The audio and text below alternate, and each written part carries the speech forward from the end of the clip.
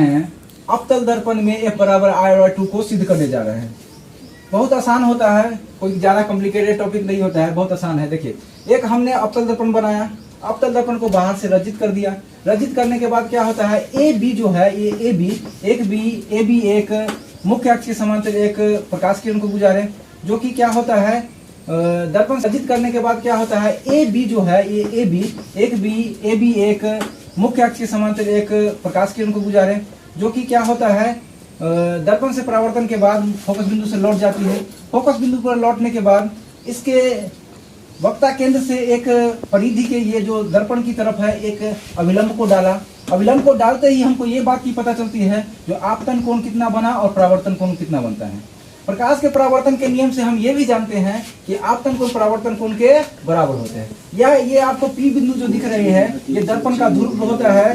M और N जो होता है, जो भी M और N है वो क्या है, ये आपको एक दर्पण होती है। P से F क्या है, तो P से F आपको फोकस दूरी कहलाती है। P से C क्या कहलाती है आपको, तो P से C आपको वक्ता त्रिज्या कहलाती है, जो कि यहाँ पे सभी के सभी क्या है मेंशन कर दिया गया है। इसका मुख्य बिंदु ये होता है, ये दर्पण को F बराबर R/2 या फिर R बराबर 2F सिद्ध करने का मुख्य रीजन यही होता है कि जो किरण मानते हैं, जो ये त्रिभुज हम देख रहे हैं, उस त्रिभुज में क्या करेंगे, दो कोण को सिद्ध कर देंगे कि ये कोण और ये कोण दोनों बराबर है। तो हमको समद्विबाहु त्रिभुज से ये पता चल जाती है कि अगर हम दो कोण को अगर प्रूफ करते, दो कोण को बराबर कर देते हैं तो तीसरी भुजा क्या हो जाती है, दो कोण को बराबर कर देते हैं। जिस त्रिभुज की दो कोण बराबर होंगे उस त्रिभुज का दो भुजा भी क्या होंगे, आपस में बराबर होंगे। तो इसको सिद्ध कर देते हैं। देखिए, ये इसको थोड़ा सा समझाते हैं, थोड़ा सा क्या करते हैं समझ आते हैं। ये कोण, ये जो लाइन हो रहा है तुम्हारा आपका, ये देखिए, ये वाला आपका समांतर रेखा है, ये समांतर रेखा, ये भी आपका एक समांतर रेखा होता है। ये दोनों समांतर रेखा को खींचते हैं, समांतर रेखा को, और ये क्या तो आपका हाथ है एक अभिलंब डाले हैं, तो ये आपका अभिलंब ये तिर्यक छेदी रेखा की काम करता है। तो एकांतर कोण से हमने क्या पढ़ा, एकांतर कोण से हमने पढ़ा है कि ये वाला कोण और ये वाला कोण आपस में क्या होंगे, बराबर होंगे। और ये वाला कोण और ये वाला कोण आपस में बराबर होते हैं, ये तो हम लोग पहले से ही पता है, क्योंकि प्रकाश के परावर्तन कोण से जितना कोण प्रकाश बना के आएगी उतना ही कोण प्रकाश बना के जाएगी भी। तो एकांतर कोण से हमने देखा क्या, जो ये कोण ये इस तरह से आपको दिख रहा है कि एक रेखा ये है तो एक रेखा ये है, ये एक रेखा ये है तो एक रेखा ये है, ये अभिलंब एक रेखा सीधी है तो एक रेखा अभिलंब सीधी है। तो इसको थोड़ा सा पीछे की ओर बढ़ाते हैं, इसको थोड़ा सा पीछे की ओर बढ़ाते हैं और इसको थोड़ा सा आगे बढ़ाते हैं, तो सेम आपको इस तरह से आपको दिखता होगा, इस तरह से आपको दिखता होगा। तो यहाँ पे देखिए आपको ये कोण और ये कोण बना, ये कोण बना और ये कोण बना, ये दोनों कोण क्या होंगे, आपस में बराबर होंगे। ये कोण दोनों कोण को बराबर कर लिए। अब एक बात और समझ में आता है कि ये कोण और ये कोण आपस में हम लोग क्या कर लिए, एकांतर कोण से ये वाला कोण ये वाला कोण को बराबर कर दिए। कौन सा त्रिभुज में, BCF में, BCF त्रिभुज में ये वाला कोण और ये वाला दो कोण को हमने बराबर कर दिए। किसी भी त्रिभुज में तीन कोण होते हैं, जिसमें हमने दो कोण को बराबर कर लिए। दो कोण को किसी तरह से बराबर कर लिया। पहला कोण देखें क्या, ये कोण आपस में बराबर होंगे और ये कोण इस कोण के बराबर होंगे। किस नियम से, प्रकाश के ये एकांतर कोण के नियम से ये कोण और ये कोण आपको बराबर होंगे। और ये दोनों कोण को क्या कर लिए, बराबर कर लिए। अब यहाँ देखते हैं कुछ थ्योरी जो लिखना होगा, बस कोण लिख रहे हैं और कुछ ज्यादा नहीं, कुछ नहीं लिख रहे हैं। देखते एंगल ABC, कोण ABC, ये वाला कोण लिख दिए और फिर से क्या, ये वाला कोण लिखना है, ये वाला कोण लिखिए, दोनों कोण बराबर हैं, ये कोण बराबर है। तो कोण का नाम लिखिए, जनरली कोण का नाम लिखिए। जिस कोण को हमको लिखना होता है उस कोण को बीच में रखते हैं। जैसे B कोण लिखना है ना, तो B वाला कोण बीच में रखते हैं। फिर से ये वाला कोण है, ये वाला भी B कोण है, B वाला कोण को बीच में रखते हैं। ये दोनों कोण क्या है, बराबर है। बराबर है तो लिख दे, किस नियम से बराबर है, प्रकाश के परावर्तन के नियम से बराबर है। हम लोग सभी जानते हैं प्रकाश के परावर्तन के नियम से बराबर है। चलिए वो हो गया।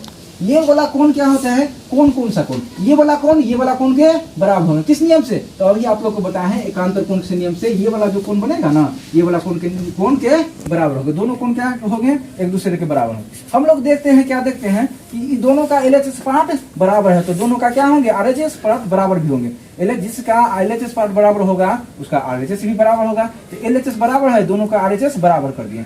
दोनों के RHS बराबर कर दिए तो हमने देखा कि एक त्रिभुज कौन थे, BCF त्रिभुज थे, जिसमें दो कोण बराबर होंगे। दो कोण बराबर होंगे तो उनके आमने सामने की भुजा भी बराबर होंगे। तो हमने देखा क्या, इसके कोण, कौन सा कोण, इस कोण के सामने की भुजा BCF, इस कोण की सामने की भुजा ये वाला B से CF भुजा, और इस कोण के सामने के भुजा हो गया बी से एफ भुजा, ये दोनों को भुजा क्या होंगे, ये दोनों भुजा आपस में बराबर होगा। किस नियम से, समद्विबाहु त्रिभुज के नियम से, जो कि आपको बी ए भुजा और बराबर सी ए भुजा आपको क्या कर दिए, दोनों को बराबर कर दिए।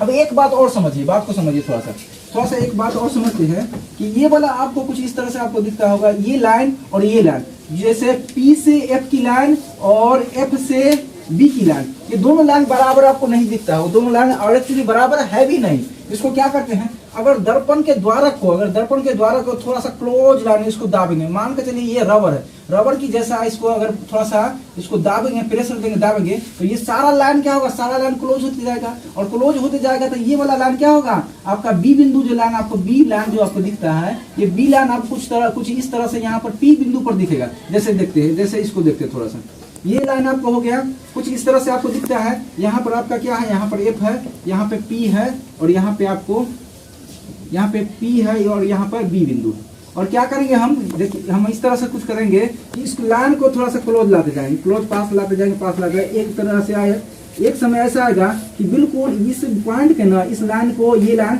अति निकट हो जाएगा, बहुत क्लोज होगा, जो को पास से बुझाएगा नहीं कितना क्लोज होगा।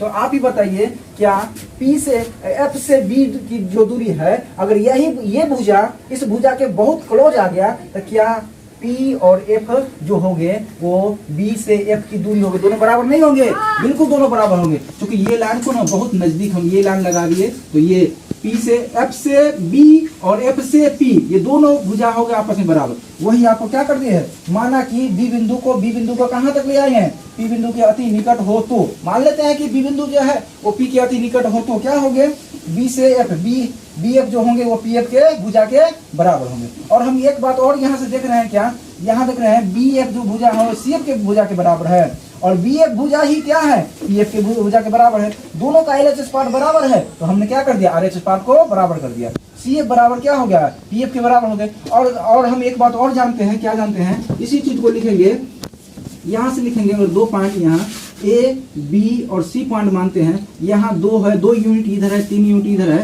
तो ये दोनों मिलाकर कितना हो गया, 5 यूनिट बराबर हो गया।